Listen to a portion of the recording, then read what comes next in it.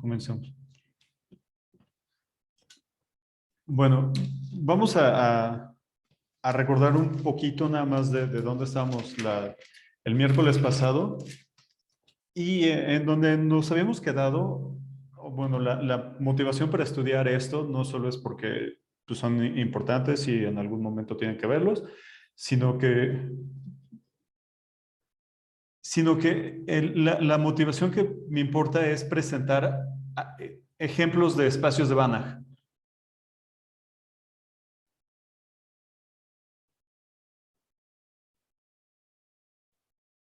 Ah, ok, ok. Sí, sobre la pregunta de Brian de la tarea, sí lo podemos ver al final, por favor. Bueno, ok. Va, perfecto. Gracias. Entonces, el, parte del objetivo es tener varios ejemplos de espacios de Banach, ¿no?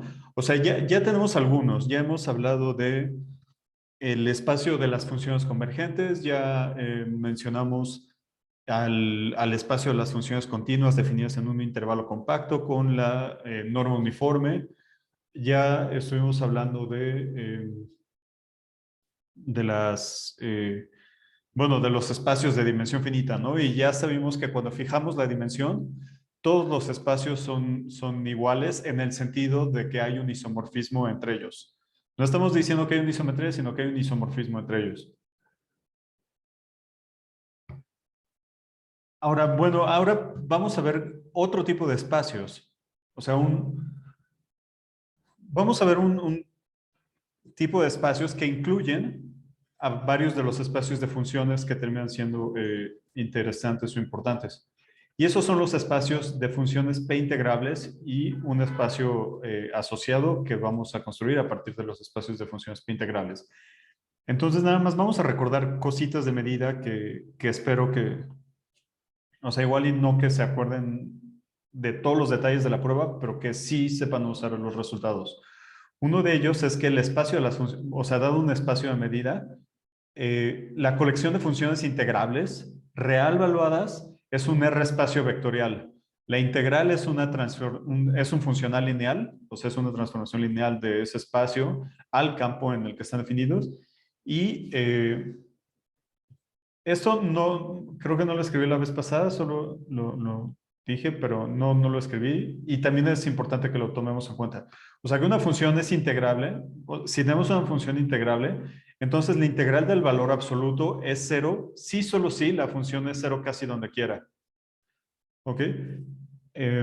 Y bueno, también un comentario, o sea, que sea casi donde quiera no significa que el conjunto en donde falla la condición sea de medida cero. Significa que está contenido en un conjunto de medida cero, porque bien podría pasar que el conjunto en donde falla la condición no pertenezca a la sigma álgebra en la que estamos trabajando. Ok, entonces ya con esto en mente podemos definir que es una función integrable que toma valores en los complejos, que vamos a decir que una función medible que va de nuestro espacio de medida a los complejos es integrable si la norma del módulo, perdón, si la integral del módulo es finita. Y en este caso, vean, esto es algo que les había dicho la vez pasada que faltaba comentar. Vean, si tenemos una función que es integrable,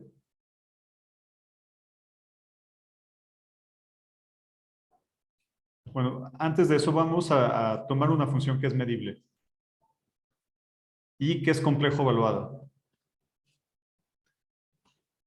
Si esto es cierto, entonces eh, entonces tenemos esto, la parte real de f, la parte imaginaria. Bueno, vamos a dejarlo así tantito. La parte real y la parte imaginaria son funciones medibles que van de x a r. ¿Ok? Nada más, igual, quiero señalar que esto no es, o sea, no es como tan complicado probarlo, pero no es un resultado trivial en el sentido de que aquí estamos tomando un espacio de medida y aquí es un espacio medible y aquí estamos tomando otro espacio medible. ¿Ok? O sea, aquí la sigma álgebra es la sigma álgebra de Borel de C y aquí la sigma álgebra de Borel de R. Ok, entonces, si F es medible, tanto la parte real como la parte imaginaria son medibles. Eh, Bueno, sí, vamos a ponerlo de una vez aquí. Y no solo eso, también el valor absoluto es medible, o el módulo, como prefieren llamarlo. Este módulo es una función que va de aquí a acá y es medible. ¿Ok? Eh, pueden ver esto de varias formas. Una es, o sea, discutir funciones medibles en espacios generales y ver que todas estas las podemos entender como composiciones de funciones que van de C, composiciones de funciones que van de X a C, y luego una función continua que va de C a R, y bueno, ya sabemos que las funciones continuas entre espacios métricos son medibles si dotamos a ambos espacios con la sigma álgebra de Borel. ¿Ok? Entonces, eso ya está ahí. Sin embargo, lo que nos gusta de esto es que aquí ya podemos hablar de integrabilidad en el sentido usual, ¿no? O sea, aquí esto es una función medible, real, valuada, no negativa, entonces tiene sentido hablar de esto. Ahora, además, tenemos que la parte real de f es menor o igual que el valor absoluto de f. Y, o sea, esto se debe entender punto por punto. Por ejemplo, si z es igual a, eh, vamos a poner alfa más i beta, con alfa y beta reales, entonces tenemos que alfa es menor o igual que z, ¿no? Perdón, el valor absoluto de alfa es menor o igual que el valor absoluto de z, que es esto. Ajá. O sea, esto sí puedo suponer que ya lo saben. Y si no se acuerdan cómo probarlo, pues el lado izquierdo es lo mismo que el lado derecho, pero sin la beta cuadrada, ¿no? Entonces, como todo ahí es no decreciente, tenemos esto. Ok, entonces, como la parte real de f es medible y está acotada en valor absoluto por una función integrable, eso quiere decir que esto es integrable. Y similarmente, con la parte imaginaria en valor absoluto también va a ser menor o igual que el valor absoluto de f. Entonces, como f es integrable, la parte imaginaria tiene que ser integrable. Es decir, cuando tomamos una función integrable que toma valores en los complejos, cada una de estas dos integrales tiene sentido, ¿no? Y es finita. Entonces, definimos a la integral de f de este modo. O sea, aquí es importante notar que estamos haciendo referencia a la teoría de integración de funciones real valuadas. Y bueno, al final nada más vamos a denotar L1 mu c a la colección de funciones integrables. ¿Ok? Ahora, las propiedades básicas que tenemos para las funciones integrables real valuadas, también las vamos a tener para las funciones integrables con valores en los complejos. Y bueno, para ser más preciso, me refiero a que el teorema que aparece del lado izquierdo de la pantalla, o sea, este de acá, tiene su versión compleja. Y o sea, la primera es que este espacio es un C espacio vectorial. O sea, no estoy diciendo cuáles son las operaciones del espacio vectorial, pero creo que se sobreentiende que es con la suma usual de funciones y el producto por escalar usual. La función, o sea, la integral es un funcional lineal. La función de L1 mu C a C dada por a F lo mandamos a su integral, es un funcional lineal.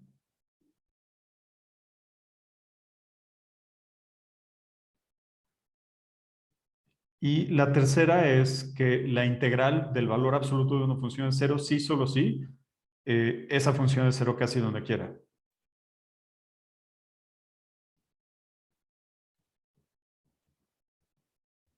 Bueno, yo creo que este último es el más fácil, ¿no? Tenemos que, o sea, digo que es el más fácil suponiendo esto ya conocido.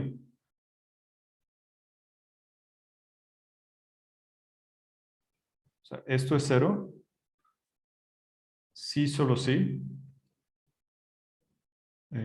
Para casi toda x en x, f de x es igual a 0.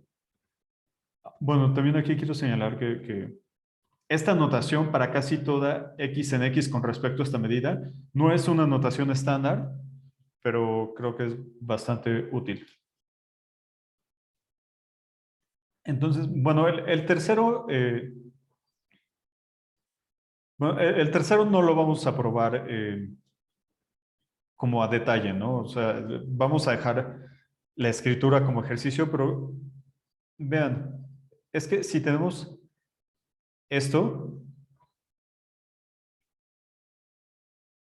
ocurre sí, solo sí. Esta que es una función medible no negativa, es 0 casi donde quiera, ¿no? Pero esto ocurre sí, solo sí. La parte real eh, y la parte imaginaria son 0 casi donde quiera. Y eso es porque, de nuevo, si tenemos a nuestro número complejo C alfa más I, beta, con alfa y beta reales, pues tenemos que alfa, bueno, tenemos que el máximo del valor absoluto de alfa y el valor absoluto de beta es menor o igual que el módulo de z, y esto es menor o igual que el valor absoluto de alfa más el valor absoluto de beta. ¿Ok? Digo, otra manera en la que podríamos ver esto es que, pues, si entendemos a C como R2, o bueno, ni siquiera C como R2, esto de aquí, este el máximo, nos está dando otra norma sobre los complejos, y ya sabemos que en espacios de dimensión finita, todas las normas son equivalentes. ¿Ok? Entonces, esto va a ser 0, sí, solo sí, esto va a ser 0. ¿Ok? Y aplicando eso, concluimos esto de aquí. Ujú. Entonces, el tercero no lo vamos a hacer con mucho detalle. Pues la verdad, el segundo tampoco, pero aquí sí quiero también que vean algo delicado. Bueno, no delicado, sino cómo lo vamos a hacer. Bueno, mejor vamos a empezar el primero, y ahora que llegamos al segundo les digo qué detalle hay que considerar. Ahora, para hacer la prueba, de nuevo, vamos a suponer que ya conocemos el teorema 1. Entonces, todo este trabajo pesado de definir a la integral a partir de funciones simples y demás, no lo vamos a hacer. ¿Ok? Eso ya suponemos que lo sabemos. Ahora, igual la primera parte, voy a decir, es un ejercicio. Ver que m, x, o sea, las funciones medibles que van de x a los complejos, es un espacio medible.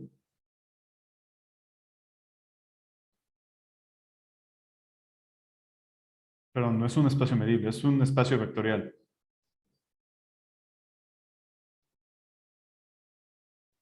Vectorial sobre C. ¿Ok? Eso es algo que pueden hacer de varias maneras. Una de ellas es viendo, o sea, utilizando esta equivalencia de que la función f es medible, sí, solo sí, la parte real y la imaginaria son medibles.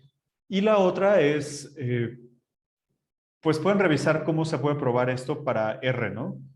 Bueno, una de las maneras usuales de probarla es, eh, bueno, es viendo, bueno, una no creo que sea tan fácil de extender, que es en la que prueban que F más G, o sea que la imagen inversa de esto es medible para toda alfa, suponiendo que F y G son medibles. Otra manera de hacerlo es Bueno, otra manera de hacerlo es viendo que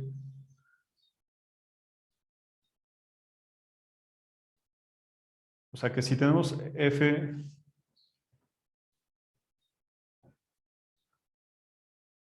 bueno, es que no quiero decirlo porque es un poco más, o sea, no es tan fácil decirlo tan rápido, bueno, igual y sí, pero nos permite hacer algo más sofisticado, nos permite extender el teorema. Por ejemplo, si tenemos f y g medibles,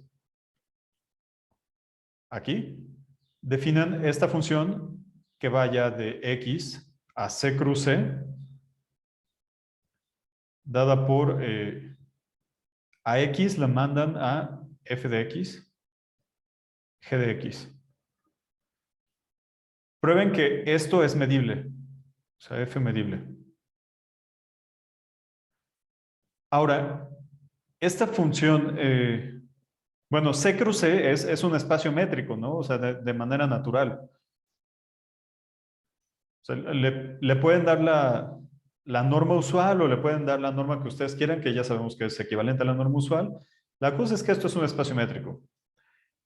Y si consideran a esta función, digamos, vamos a ponerle S, que vaya de C cruz C a C, y lo que hace es sumarlas, o sea, es sumar las entradas, entonces esta es una función continua, ¿no? O sea, es una función continua que va de un espacio métrico a un espacio métrico, entonces es una función medible cuando dotamos estos espacios de la sigma álgebra de Borel. Entonces, la composición de estas dos cosas es medible, pero la composición de estas dos cosas es justamente la suma de f más g, ¿ok? Eso lo pueden hacer así. De una manera parecida, también pueden probar que el producto de dos funciones medibles es medible.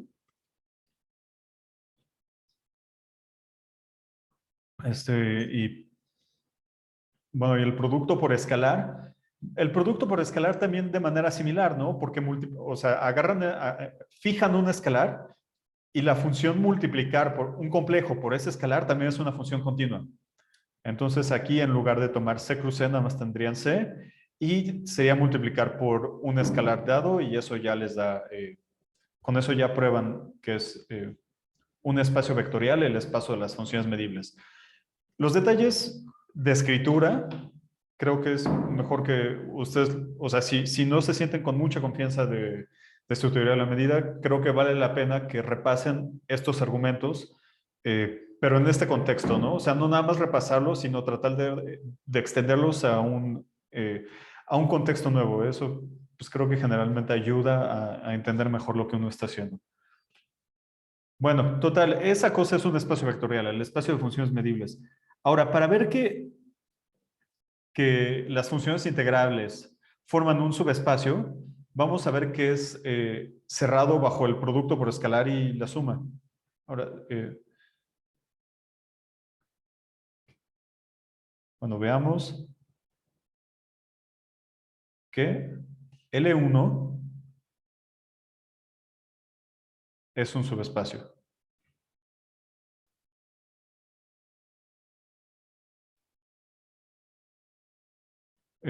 Veremos qué. Bueno, vamos a tomar alfa, un complejo, y f y g, dos funciones arbitrarias que sean integrables. Y veamos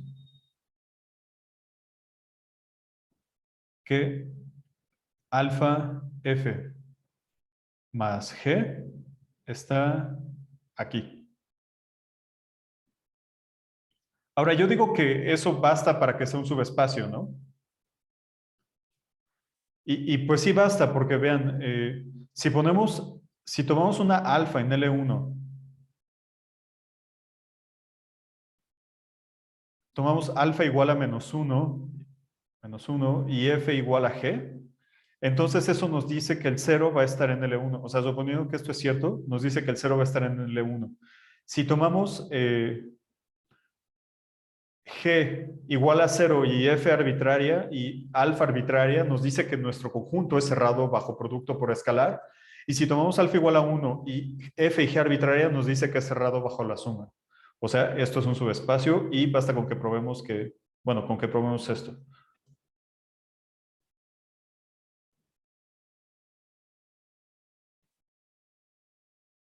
Ahora, esto, lo que tenemos que ver es que esto de aquí es integrable. Eso es una función real valuada, queremos ver que es integrable.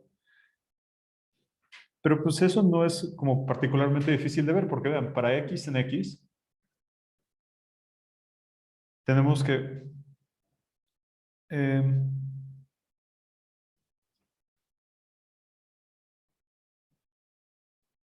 ok, tenemos que f, perdón, alfa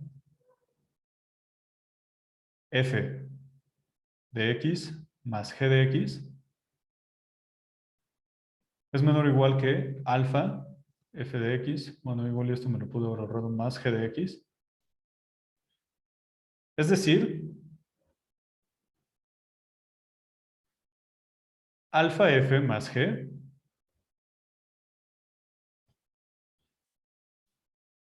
ok, alfa f más g es menor o igual que alfa por el valor absoluto de f más valor absoluto de g. Aquí es valor absoluto, me faltó decir. Pero esto es una función integrable, ¿no? Son funciones integrables real valuadas.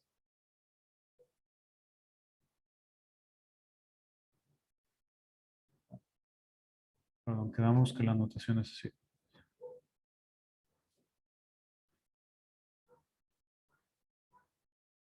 Y alfa f más g es integrable. Ok, excelente. Entonces ya no hubo ya no hubo que hacer tanto.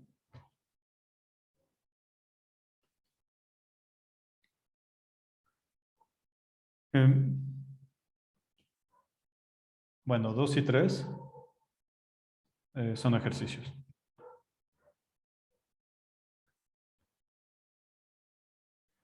Pero bueno, para ver dos, sí, sí, o sea, no es complicado, pero sí creo que hay que hacer un comentario.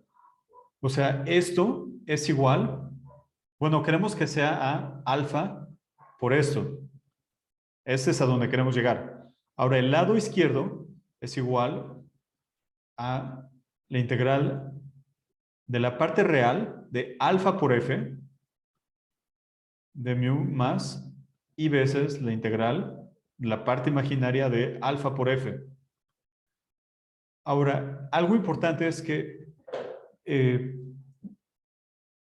si alfa es complejo, o sea, si no es un número real, no podemos sacar esto así tal cual.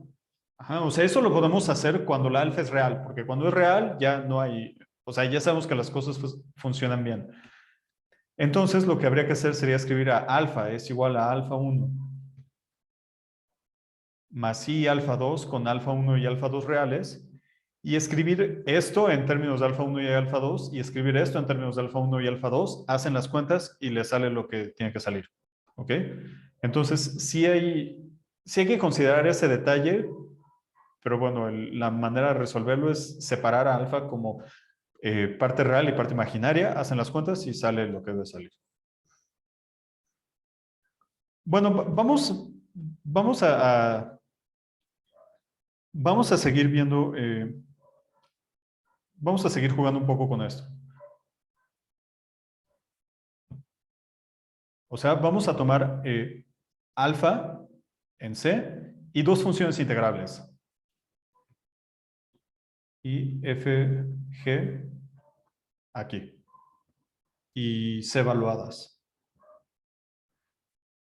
Ahora, noten que pudimos haber probado que es un espacio vectorial de otro modo, o sea, probando directamente que es cerrado bajo la suma y que es cerrado bajo el producto por escalar, utilizando exactamente el mismo argumento. Es decir, eh,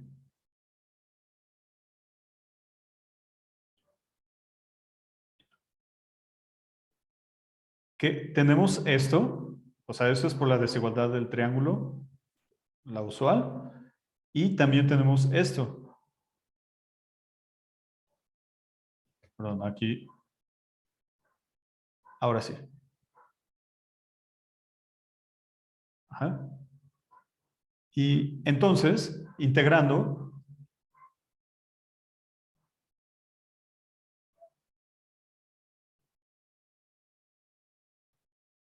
llegamos a...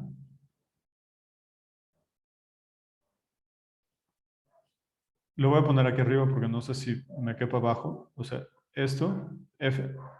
La integral del valor absoluto de f más g es menor o igual que esto, más esto.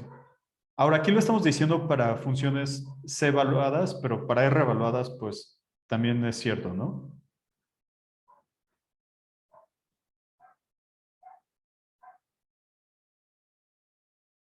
Ok.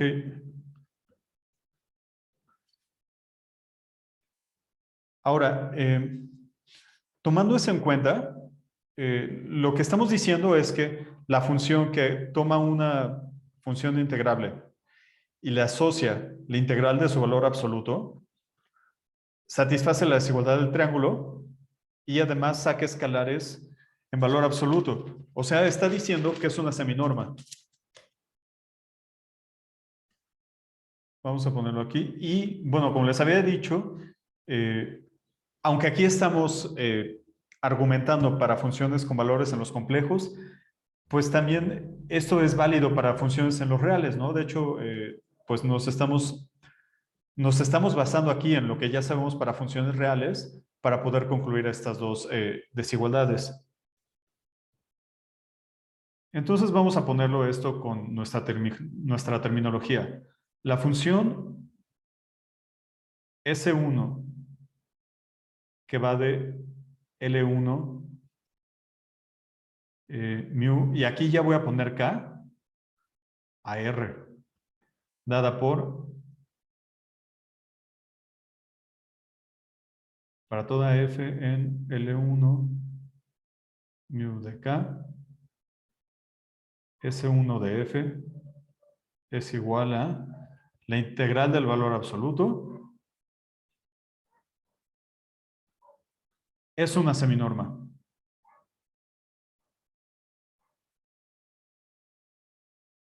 Ok. Ahora, aquí les había pedido si podían revisar un poco un problema de la hoja 5 en donde les decía, ok, si tienen un espacio normal, normado, y tienen una seminorma, digamos S, seminorma, entonces la colección de puntos en donde la seminorma se anula es un subespacio. eh, Sx igual a 0, es un subespacio. Y si consideran a X módulo ns, o sea, esto significa la colección de clases de equivalencia de, de X módulo ns, de nuevo, esto es un subespacio, lo podemos hacer, y quiero observar que aquí estamos hablando de clases de equivalencia como lineales. Esto es una construcción únicamente lineal. Si nos fijamos en este espacio y lo dotamos de esta función. Ah, no, es que se trabó un segundo la computadora y ya. Ok, lo dotamos de esta función, tal que S de la clase de equivalencia, bueno, S barra de la clase de equivalencia es igual a S de X, no solo está bien definida, sino que nos da un espacio normado, ¿no? O sea, aquí esto es un espacio normado. Esa construcción es la que vamos a usar para definir al espacio L1, o sea, no con L caligráfica. La pareja L1 mu K y con la norma 1 es el espacio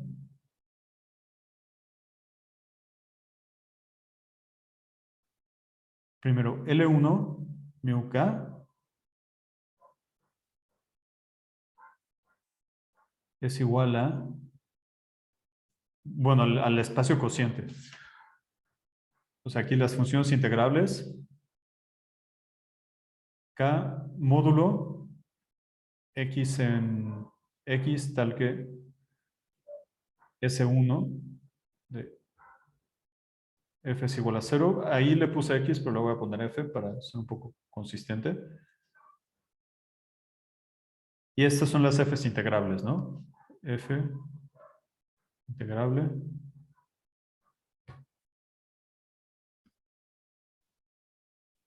Ah, bueno, voy a ponerle mejor N de esa. Es que quería evitar eso para no confundir la notación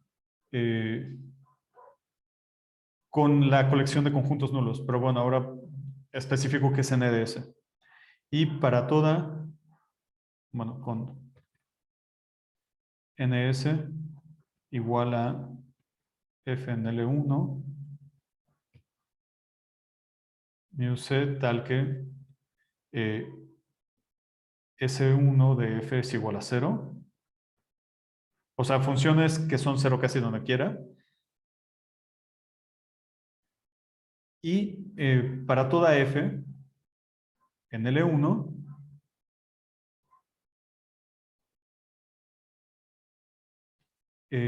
la norma de esta clase de equivalencia es igual a la integral, o sea, es igual a S1, que es la integral de cualquiera de sus representantes. Ahora, de nuevo, esto lo pueden ver en la hoja 5, ejercicio de práctica 1, están todos los detalles para ver que eso está bien definido.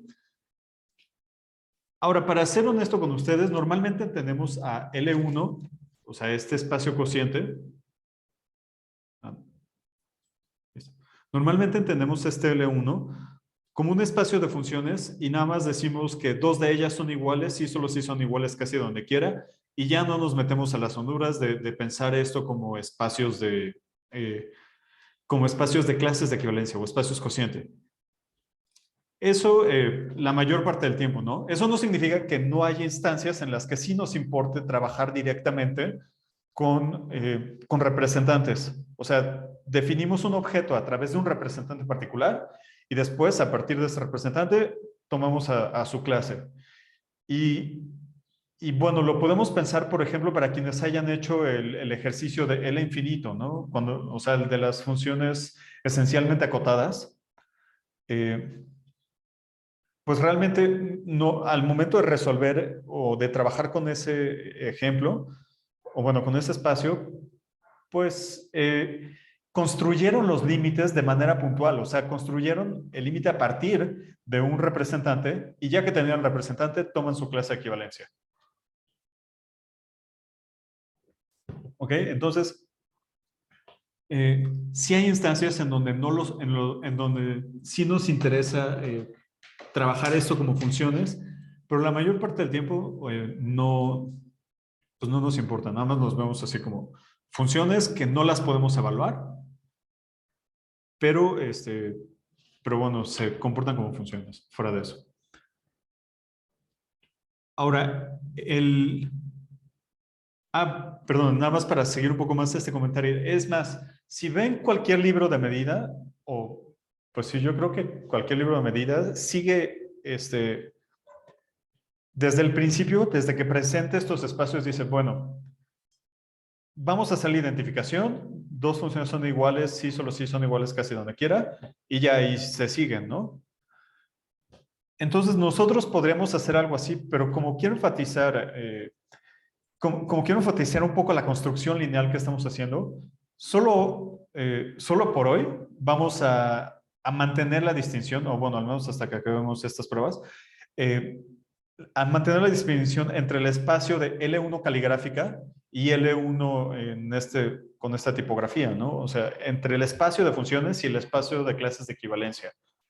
Hoy sí vamos a hacer la diferencia, más adelante ya vamos a ser un poquito menos cuidadoso con eso. Ok, entonces lo que tenemos es que nuestro espacio, teorema, este espacio L1, bueno, lo voy a escribir así, L1 mu K. Estrictamente tendría que escribir la norma, pero generalmente cuando escribimos estos espacios, la norma ya está fija, o sea, es la norma 1. Eso es un espacio de Banach.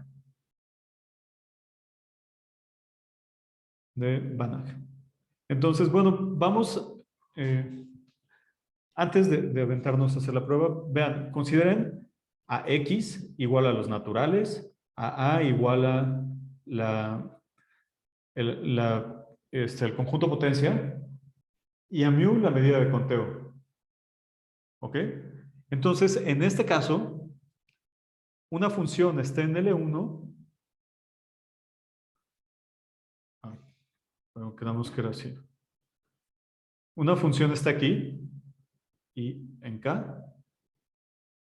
Sí, solo sí, esta cosa es finita, ¿no? O sea, sí, solo sí, su valor absoluto es integrable.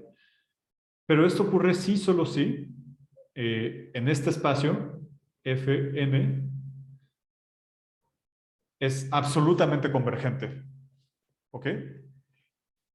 Entonces, si pensamos en el espacio de las funciones real valuadas, perdón, de las sucesiones real valuadas, que son absolutamente convergentes y le dotamos a esto, bueno, y consideramos esto como una norma, eso es un espacio de Banach. Y ya no lo tenemos que probar explícitamente o de manera más específica para espacios de sucesiones, porque es un caso particular de esto, ¿no? Nada más hay que elegir un espacio de medida adecuado. ¿Ok? Bueno, y nada más una cosa que vale la pena mencionar en este caso. Piensen que estemos igual en este mismo espacio, o sea, en los naturales con el conjunto potencia y la medida de conteo. La pregunta es, ¿cuáles son los conjuntos de medida cero en este espacio? O sea, bueno, ya sabemos que en general no podría haber una cantidad muy grande de conjuntos de medida cero, ¿no? Si estamos, por ejemplo, en R con la sigma-álgebra de Borel y la medida de Lebesgue, entonces los racionales o cualquier conjunto numerable tiene medida cero, pero también hay conjuntos de medida cero que son no numerables, como el conjunto de Cantor. ¿Ok? Entonces, en general o sea, esto no es, en general no es una pregunta tonta, saber quiénes son los conjuntos de medida cero. Entonces, en este espacio, ¿quiénes son los conjuntos de medida cero?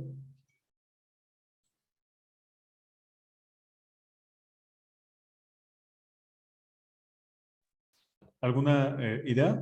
A ver. El vacío, exacto, es el vacío y nada más, ¿no? O sea, únicamente el vacío es un conjunto de medida cero, justo porque la medida es la medida de conteo. Ahora,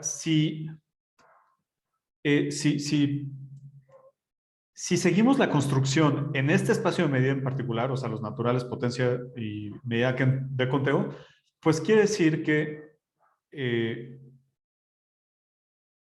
bueno, la clase de equivalencia de cualquier función integrable, pues va a ser ella misma y ya. ¿Ok? En este caso, como el único conjunto que tiene medida cero es el vacío, las clases de equivalencia de las funciones van a ser ellas mismas. Entonces, pues, en ese caso tenemos o sea, no hay diferencia, ¿no? Entre hablar entre L1 caligráfica y L1 clases de equivalencia. O sea, bueno, sí hay una diferencia en los conjuntos que estamos haciendo, pero no hay, o sea, realmente no hay como gran diferencia entre una. No estamos ganando ni perdiendo nada, nos quedamos igual. Bueno, entonces vamos a probar que esto es un espacio de Banach. Eh, si ven de nuevo el Bartlett o el Kohn o, o el libro de Gravinsky de medida, lo que hacen para probar este teorema, que usualmente lo llaman el teorema de Riesz-Fischer, es ver que toda sucesión de Cauchy es acotada. Eso está bien, es perfectamente válido, pero de nuevo, para tratar de reforzar este otro criterio que tenemos para probar que un espacio normado es de Banach, nosotros vamos a ver que las sucesiones o las series absolutamente convergentes son convergentes. ¿Ok? Entonces, vamos a empezar a tomar una serie absolutamente convergente. Bueno, vamos a dar un esquema rápido a la prueba. Una serie absolutamente convergente y voy a poner las clases por el momento en mayúscula para distinguirlas de las funciones.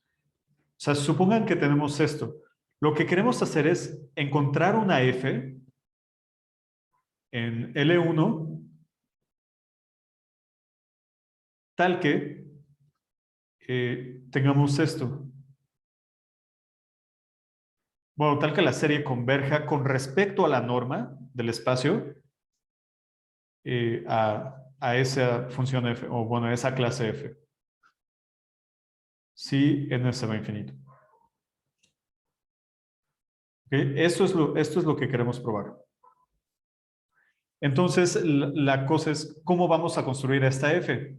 Y como hicieron la tarea en lo de L infinito, como hicimos en el problema este a ver, en la prueba de que el espacio de los operadores lineales continuos son un espacio de Banach, cuando el codominio es un espacio de Banach, ahí lo que hicimos fue construir puntualmente el límite y luego vimos que el límite existe en el espacio en el que creemos que existe y luego vimos que la convergencia es con respecto a la norma que queremos determinar la convergencia, ¿no? En ese sentido va a ser bastante similar, solo que para definir a f vamos a tener que lidiar directamente con un representante. Entonces vamos a trabajar primero con representantes, hacemos ahí parte del argumento y después ya nos vamos a hablar del cociente. Ahora, vamos a comenzar con un lema y este vamos a ponerle teorema A para poder hacer la referencia bien. Lema. Sea Fn una sucesión de funciones integrables. O sea, aquí son funciones. En L1, mu, k. Y vamos a pedir que esta serie sea convergente.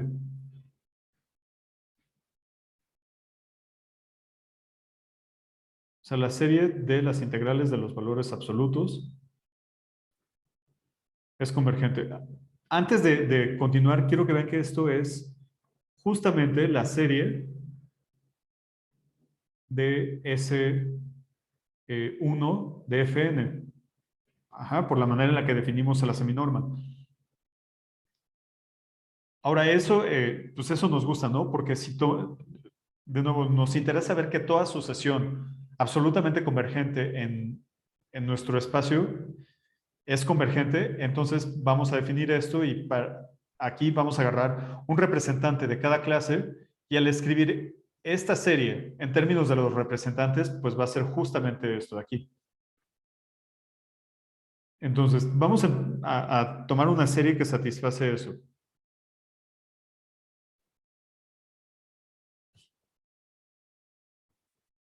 Si esto es cierto, eh, la serie, esta de aquí, n en los naturales, Fn, converge casi donde quiera,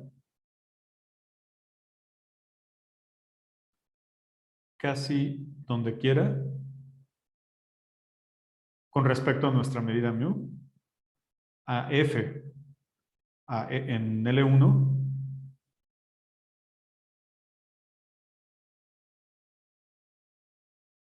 a f en L1, y además tenemos que la integral de esto, o sea, la integral del valor absoluto de las integrales, perdón, del valor absoluto de la serie,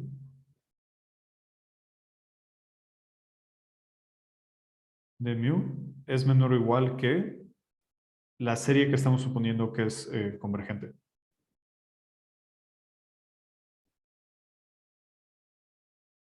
Ahora, aquí hay algo importante que debemos recordar. Estamos hablando de funciones, o sea, aquí hay series involucradas, hay integrales involucradas y estamos hablando de funciones en espacios de medida. Entonces, para probar todo este tipo de cosas, tenemos todos los teoremas límite a nuestra disposición, ¿no? O sea, me refiero al teorema de convergencia dominada de Lebesgue, el teorema de Bepo-Levi, lema de Fatou y teorema de convergencia monótona. En este caso vamos a utilizar nada más convergencia dominada de Lebesgue y el de Bepo-Levi. Pero bueno, por si no se acuerdan qué dicen, el de Bepo-Levi dice eso. Si tenemos una asociación de funciones medibles, real valuadas, que son no negativas casi donde quiera, entonces la suma de las integrales es igual a la integral de la suma, bueno, la serie, mejor dicho, ¿no? Esto es, en fin, la serie de las integrales es igual a la integral de la serie. Aquí hay dos cosas que hay que observar. Estamos suponiendo que los términos son no negativos casi donde quiera y también estamos evitando concluir sobre que las cosas son medibles, ¿no? O sea, no nos estamos comprometiendo a decir si ambos lados son finitos o no. Y bueno, eso es importante para... bueno, es importante en este caso porque, bueno, en general porque es fuerte, ¿no? Es como el como el lema de Fatou, que no se compromete a hablar de la integrabilidad de las funciones, solo que sean no negativas. Bueno, entonces este es el primer resultado importante de medida que vamos a usar. Ah, aquí nos quedamos. Ok, entonces lo que vamos a hacer es construir el límite puntual primero. eh, pues sí, primero vamos a construir el límite puntual. Así, bueno, puntual casi donde sea. Por el teorema de Levi.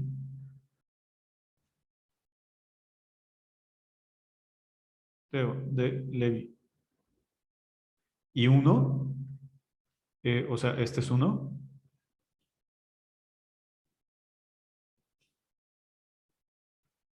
Tenemos esto, que la integral de la serie, o sea, estamos aplicando el teorema de Levi a la serie de los valores absolutos.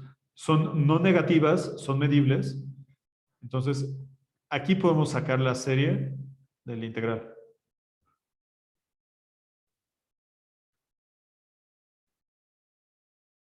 Y por hipótesis, esto es finito. Lo que nos está diciendo es que la función de la izquierda es integrable. Esta de aquí es una función integrable. ¿Queda? Que esto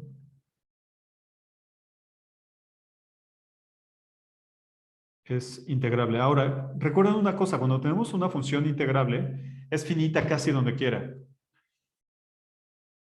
Y eh, en este caso nos dice que la serie es absolutamente convergente casi donde quiera. Entonces yo creo que hasta ahí lo dejamos. En consecuencia,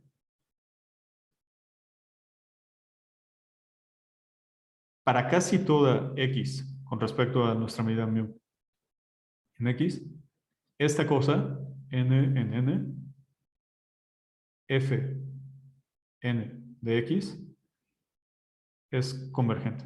O sea, la serie es absolutamente convergente. Como estamos hablando de una serie de complejos, la serie va a ser convergente casi donde quiera. Y llegamos a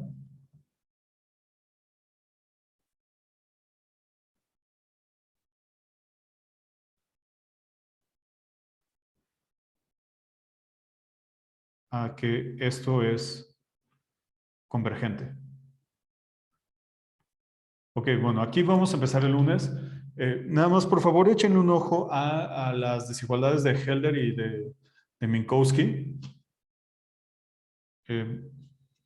O sea, en análisis 1, no sé si lo vean en lineal, pero en análisis 1 sí se ven las desigualdades de Helder y Minkowski para Rn. Ajá. O sea, definen las normas P en Rn o en Cn, da lo mismo. Y ahí ven Helder y Minkowski. Sí, les voy a pedir por favor que le echen un ojo a esas, o al menos a la desigualdad de Young. O sea, AB, bueno, no le voy a escribir, pero bueno, sí. AP, P más B, Q entre Q con P y Q,